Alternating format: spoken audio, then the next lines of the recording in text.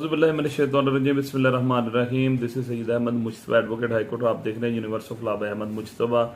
आज की जो हमारी डिस्कशन है वो स्पेसिफिकली डिस्कशन है ऐसे मामले के बारे में कि जिसमें थाना हेर लाहौर में एक ही घर के जो 4 अफराद हैं उनको मौत की घाट उतार दिया गया।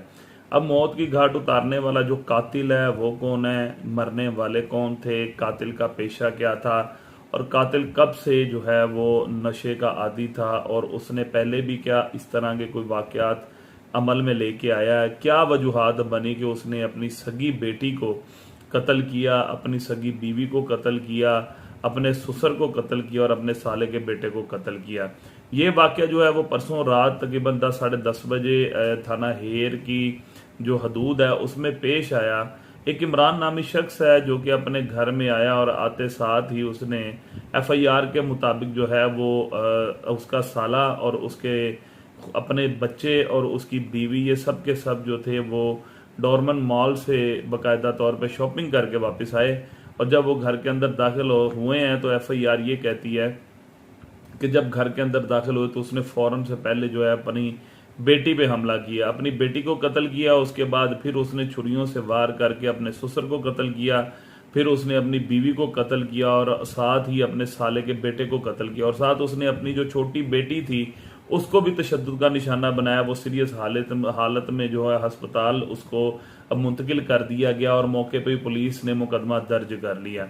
ये सारे के सारे जो मामलात है ये क्यों हो रहे हैं, क्या वजूहात हैं इन चीज़ों की बिना पे ये ऐसी दरिंदगी जो है हमारे इस मुल्क में फैल रही है कि लोग देख नहीं रहे, लोगों को शर्म नहीं आ रही, लोगों को रहम नहीं आ रहा। इतना उनकी मेंटेलिटी इस हद तक गिर चुकी है, उनकी दिमागी हालत इस हद तक बिगड़ चुकी है कि वो लोगों को मारना शौक समझते हैं और इतने जो है वो अपने सुकून के लिए और अपनी जो ईगो को सेटिस्फाई करने के लिए किसी शख्स को ज़िबा कर देते हैं, किसी शख्स को मार देते हैं, किसी शख्स के साथ इतना बड़ा जुल्म कर देते हैं। ये सारी की सारी जो वजूहात है ये घूम फिर के सिर्फ एक ही तरफ जाती है कि जो आइस का नशा हमारे मुआशरे में आम हो रहा है। पिछले दिनों तहसील चुनिया में भी एक कत्ल हुआ, उसमें भी लड़का जो था जो मरने वाला था उसको जो मारने वाले उसके ग्रुप के बंदे वो सारे के सारे आइस के नशे थे। वो आइस पीते थे, आपस में बैठ के आइस का नशा करते थे और नशा करने के बाद उनके दिमाग पे इस किस्म की बदहवासी आ जाती है, इस किस्म का उनका दिमाग मौफ हो जाता है। वो हेप्नाटाइज कह लें, मौफ कह लें, यानी कि वो अपनी जो किसी किस्म की सोच है, किसी भी अमल को देख नहीं रहे होते। उनकी दरिंदगी इस हद तक बढ़ जाती है कि वो अगले बंदों को छुरियों के वार से ज़िबा कर देते हैं। और इस सारी की सारी चीज़ जो है, इस सारी का सारी चीज़ में जो मेन किरदार है वो सिर्फ आइस का है। ये आइस ही ऐसा नशा है कि जो किसी भी शख्स की दिमागी हालत को मफलूज कर देता है और बाकायदा किसी भी तरीके से वो अपने सगे रिश्तों को, अपनी मासूम सी फूल जैसी बेटी को, अपनी बीवी को, अपने जो है वो छोटी बेटी को, अपने ससुर को उसने ज़िबा कर दिया। इससे पहले भी आप सबने देखा होगा कि एक वाकया जो है वो थाना रायवंड की हदूद में पेश आया जिसमें 2 भाइयों को कत्ल कर दिया गया और मौके के ऊपर जो है वो बल्ले मार मार के, यानी कि ब्लंट वेपन इस्तेमाल करके जो है वो उनको मौके पे मार दिया गया और वो भी तशद्दुद करके मारा गया। अब ये तशद्दुद जो है वो दिन ब दिन क्यों बढ़ता जा रहा है, क्यों लोगों के अंदर एंग्जाइटी बढ़ती जा रही है।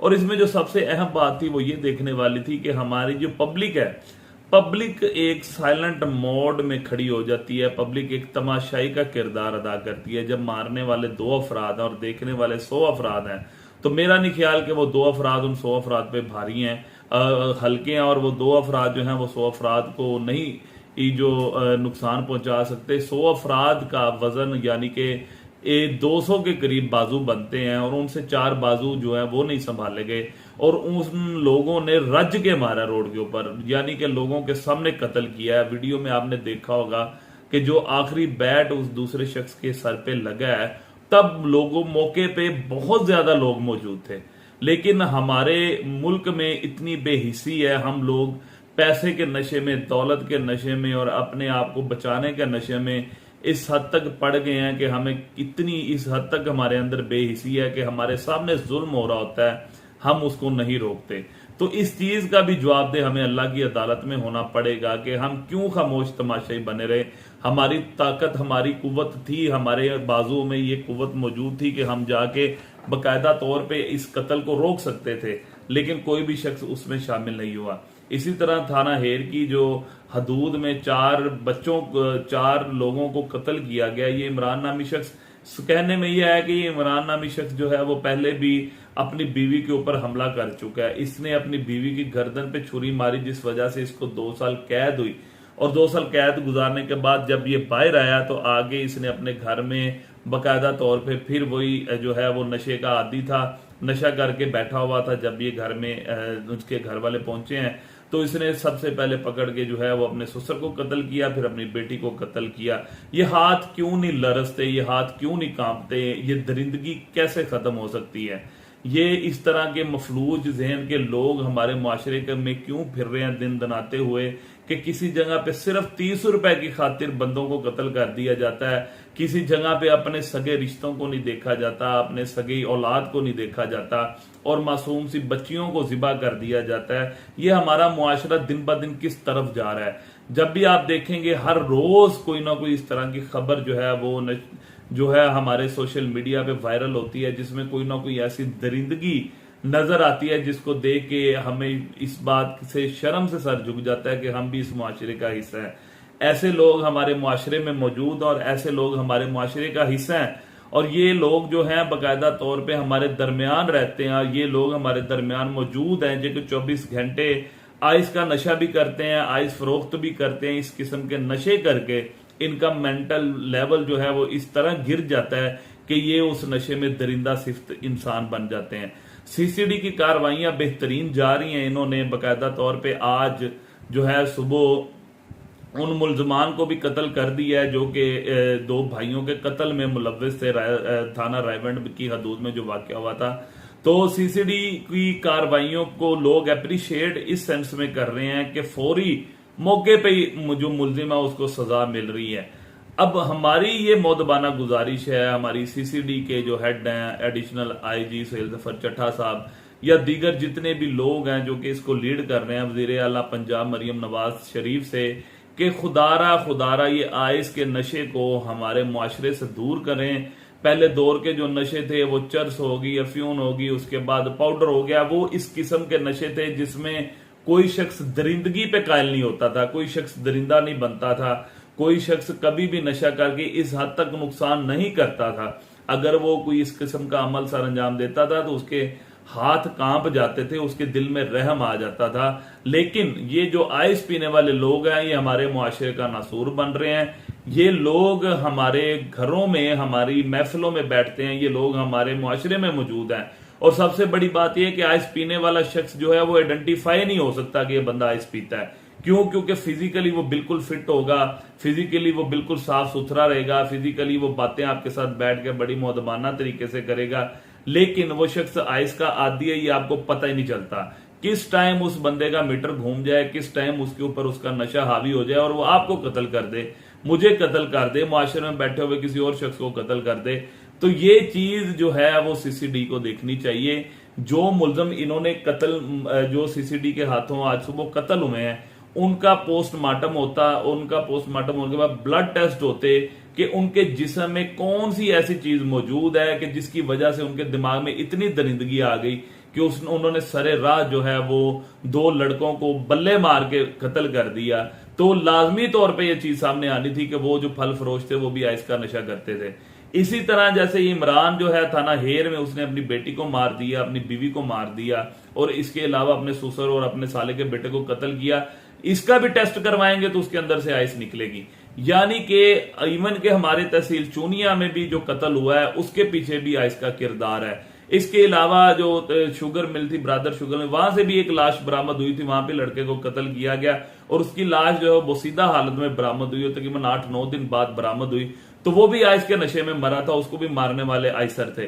तो काइंडली खुदारा आइस के नशे से अपनी नस्लों को दूर रखें, कोशिश करें। अगर आपके मुआशरे में नजर आ रहा है कि फला बंदा आइस पीता है तो फौरन पुलिस को रिपोर्ट करें। उसके अलावा अगर आपको पता चलता है कि हमारे इलाके में फला बंदा आइस बेचता है, तो फौरन से पहले जो है वो पुलिस को रिपोर्ट करे, क्योंकि ये नशा हमारी नस्लों में सरायत कर रहा है। और जब हर घर में कोई ना कोई एक आइसर निकल आएगा तो वो घर महफूज नहीं रह सकता, वो घर किसी सूरत भी महफूज नहीं रहेगा, वो घर के अफराद महफूज नहीं रहेंगे, उस घर के मोहल्ले वाले महफूज नहीं रहेंगे, खानदान के दोस्त अहबाब कोई भी महफूज नहीं रह सकता। क्यों? क्योंकि वो आइसर अपने नशे की और अपनी जो मेंटेलिटी और मेंटली तस्कीन के लिए, अपनी ईगो की सेटिस्फेक्शन के लिए किसी शख्स को भी बेदर्दी से भी कत्ल कर देगा, किसी शख्स को जिबा कर देगा अपने हाथों से, तो उसको कोई फर्क नहीं पड़ता है। जिस तरह आपने ये सारा कुछ देखा है, तो हमारी दुआ है कि अल्लाह ताला जो है हमारे मुल्क पे रहम फरमाए, और जैसे भी जितने भी वाकयात है फिलहाल उसके पीछे जो मेन रीजन नजर आ रही है वो आइस का नशा नजर आ रही है। तो हमारी हुकूमत पंजाब से ये अपील है, हुकूमत पाकिस्तान से अपील है कि इस नशे को हमारी जो मुआशरे से खत्म किया जाए, ताकि लोग सुकून की जिंदगी गुजार सके। नहीं तो दिन ब दिन ये वाकयात बढ़ते जाएंगे। क्यों? क्योंकि लोग एंग्जाइटी का शिकार हो जाते हैं, नशा नहीं मिलता, लोग पागल हो जाते हैं जिनको नशा नहीं मिलता। और इस आइस के नशे को हमारी यूनिवर्सिटीज में, हमारे घरों के आसपास, हमारे इलाकों में आम तौर पे धड़ल्ले से जो है वो बेचा जा रहा है। और छोटे छोटे बच्चे और छोटी छोटी इवन के खवातीन जो हैं वो इस आइस के नशे में मुब्तला हो रही हैं। तो आइंदा जो दौर में अगर हर घर में इस तरह का कोई आइसर बंदा होगा तो ये सारे का सारा माशरा जो है वो तबाह हो जाएगा। और डेली बेसिस पे आपको नजर आएगा कि फलां घर में 3 कत्ल हो गए, फलां घर में 5 कत्ल हो गए, फलां घर में 10 बंदों को जिबा कर दिया गया, फलाने को जहर दे दिया गया। क्योंकि ये एक आम रूटीन बनती जा रही है। हर दूसरे दिन कोई ना कोई वाकया जो है वो ज़द-ए-आम नजर आता है, सोशल मीडिया पे नजर आता है। तो बजाय इसके कि हम मौजूदा एक्ट जो होता है, जो कत्ल होता है, उनके कातलीन को जो है वो सजा देते हैं, तो जो ये लानत बेच रहे हैं उनको भी पकड़ें और जाके जो है अपने मुआशरे से इस नशे को खत्म करें, ताकि हमारी नस्लें महफूज रह सकें। बहुत शुक्रिया, थैंक यू सो मच।